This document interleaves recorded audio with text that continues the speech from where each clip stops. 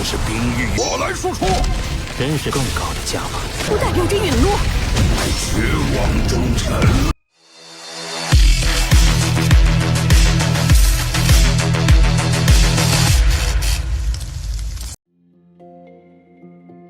Halo semuanya, selamat datang di Ruang Sinema. Bagaimana kabar kalian semua? Semoga selalu sehat dan baik-baik saja. Sesuai jadwal, jadi pada hari ini kita akan kembali melanjutkan spoiler Penakluk Bintang berdasarkan cerita novelnya. Tanpa berlama-lama, langsung saja kita mulai alur ceritanya.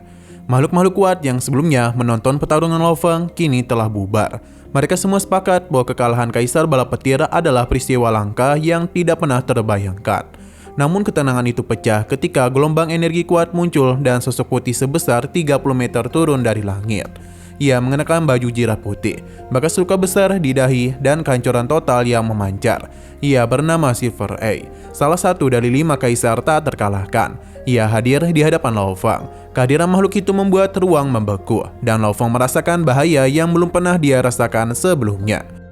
Di langit neraka es, sosok Silver A berlapis baja putih berdiri sambil menatap Lo Feng. Meskipun perasaan bahayanya menyelimuti Lo Feng, namun ia tetap menatap makhluk itu dengan keteguhan penuh tantangan. Mata Silver tidaklah mempercayai siapapun selain para pelayannya di Es Hall, sehingga ia berniat menghabisi Lo Feng untuk memeriksa cincin dunia yang dibawanya. Pelayan lapis baja hitam turut menekan Lo Feng, meyakini bahwa manusia itu menyembunyikan sensor anonim. Lo Feng mengakui bahwa ia memang memiliki benda tersebut, namun ia menolak memberikannya. Perasaan agresif bangkit di dalam dirinya. Ia mengingat keberaniannya melawan binatang bertanduk emas, serta tindakannya saat mencuri logam hitam di hadapan kesatria hijau dan juga kesatria ungu. Kini dia memiliki 3 harta tak ternilai, baju besi, pembantu jiwa umum, dan dewa binatang level 20. Ia tidak ingin menyerahkan sensor anonim hanya karena ancaman seorang kaisar tak terkalahkan. Tujuannya datang ke Es Hall adalah untuk menantang makhluk-makhluk terkuat dan 5 kaisar tak terkalahkan menjadi target utamanya. Dengan percaya diri, Lo Feng menjadikan Silver A sebagai lawan pertamanya. Silver A merespon ancaman tersebut dengan tenang, lalu mengangkat telapak tangannya yang hening. Kekuatan ruang di sekitar mereka berubah bentuk. Lo Feng segera mengguncang sayapnya dan memanggil 16 bola hitam, menyatukannya menjadi hantu dewa binatang. Namun Silver A membentuk telapak kristal es raksasa dan menamparkannya ke arah Lo Feng, memicu benturan hebat yang membuat hantu itu hancur. Lo Feng menyadari kalau musuhnya ini sangat hebat dalam hukum waktu dan telah mempelajari hukum ruang. Serangannya menunjukkan penguasa tingkat tertinggi. Silver A memuji kemampuan Lo Feng untuk melakukan serangan pertama, tetapi kemudian memperhatikan teknik yang lebih berbahaya. Jari kristal muncul tepat di depan Lo Feng, memadatkan ruang sehingga ia tidak dapat berteleportasi. Gelombang penghenti waktu menyapu area itu, membekukan tubuh Lo Feng. Tekanan menyerang jiwa menyusul, namun Lo Feng menggunakan kekuatan mentalnya untuk memecah belenggu waktu terhenti. Harta-hartanya bergetar hebat dan berhasil membebaskannya. Meskipun terpental oleh kekuatan besar, ia selamat dari serangan titik dewa kematian. Para makhluk yang menyaksikan pertempuran itu terkejut karena teknik tersebut merupakan salah satu dari 2 jurus Silver A mampu mengancam bahkan 4 kaisar tak terkalahkan lainnya. Namun manusia itu mampu bertahan. Silver A mengakui kekuatan Lo Feng. Ia berkata bahwa jika manusia itu mampu bertahan dari teknik berikutnya, dia akan pergi. Setelah itu, retakan di dahinya pun mulai terbuka, dan waktu serta ruang bergetar hebat. Teknik Silver A star miliknya pun mulai dilepaskan. Pada saat itu, tubuh Silver A yang perkasa mempengaruhi aliran waktu di sekitarnya. Gelombang energi yang ia bangkitkan mengguncang ruang. Ketika ia menyiapkan gerakan puncaknya, mata putih keperakannya yang tanpa pupil menatap lurus kepada Lo Feng. Ruang terus retak oleh kekuatan dewa mata yang dilepaskannya. Di tubuh transparannya muncullah mata demi mata, menutupi seluruh bagian yang tidak terlindungi baju jirah. Mata terkuat berada di wajahnya, dikelilingi lingkaran cahaya keperakan. Kekuatan dewa yang tak terlihat menghantam Lo Feng, menembus Wu Wing dan General Armor hingga mencapai jiwanya. Dewa binatang yang diciptakan oleh Lo Feng tidaklah mampu menahan serangan tersebut. Dalam sekejap, Lo Feng terjatuh ke dalam ilusi. Namun kemampuan yang sangat kuat memungkinkannya memecahkan ilusi itu. Setiap lapisan ilusi ini ia hancurkan, tetapi ilusi berikutnya selalu terbentuk. Ia terperangkap dalam lingkaran ilusi tak terbatas yang terasa seperti jutaan tahun, padahal hanya sekejap berlalu di dunia nyata. Ia memahami bahwa ini adalah teknik rahasia Silver A. teknik yang tidak dapat dilatih makhluk biasa. Di luar, Silver Eye menutup retakan di dahinya dan seluruh mata di tubuhnya pun lenyap. Ia mengetahui bahwa teknik tersebut hanya dapat dipatahkan dengan kekuatan yang melindungi jiwa atau dengan menghancurkan ilusi satu persatu tanpa menyerah. Teknik ini dirancang untuk mengikis kemampuan makhluk manapun hingga runtuh. Namun ketika Silver Eye menutup matanya, Lo Fang justru membuka matanya. Pelayan Silver Eye terkejut karena manusia itu mampu bertahan dari teknik yang hanya bisa dilewati oleh 4 kaisar tak terkalahkan.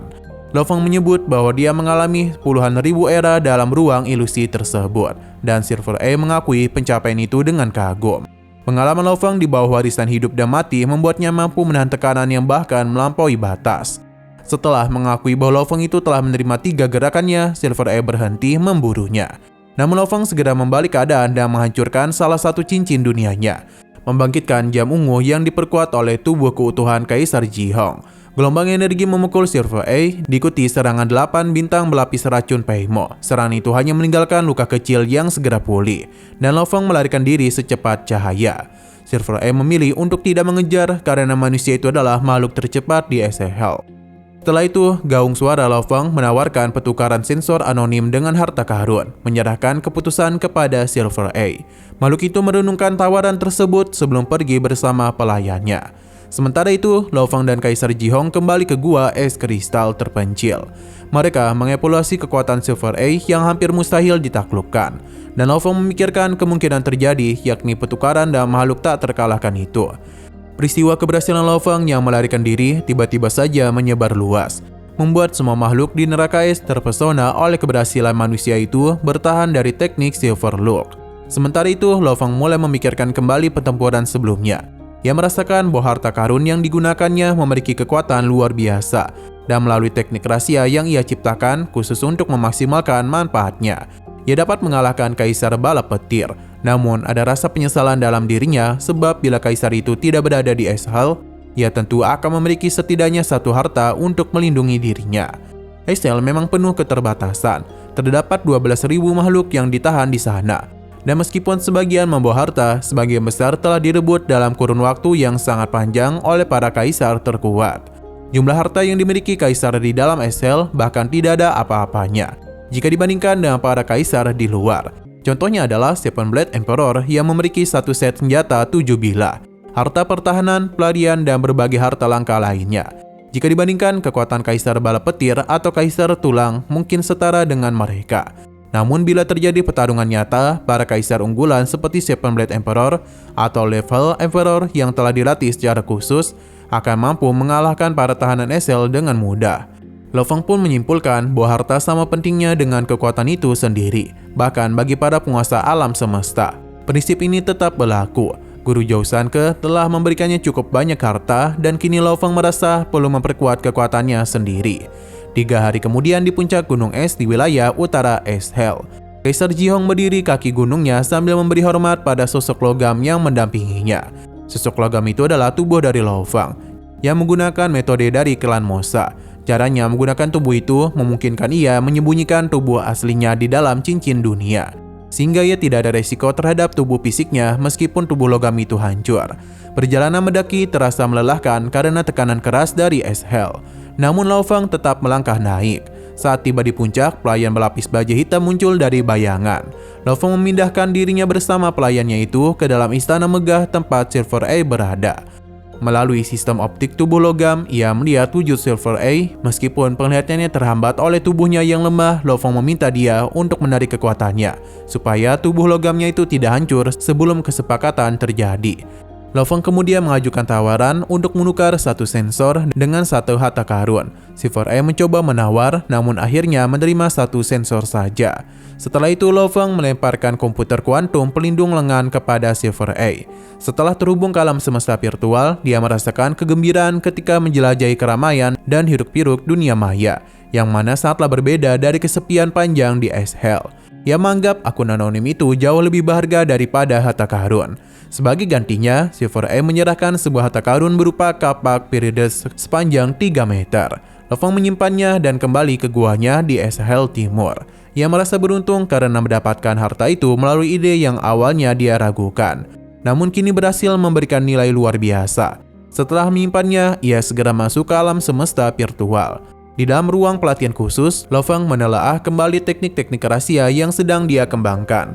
Ia menyadari masih ada ruang besar untuk berkembang, baik untuk kebijakan bulan maupun peta khotbah 1000 bintang. Ia bahkan mulai menciptakan gerakan baru berdasarkan bab kedua Ransen Seven Movers, serta pemahaman mendalam tentang Dewa Binatang. Pada saat itu, Kristal Kota Chaos tiba membawa tali emas, menandakan kedatangan seorang guru yang sangat dia hormati.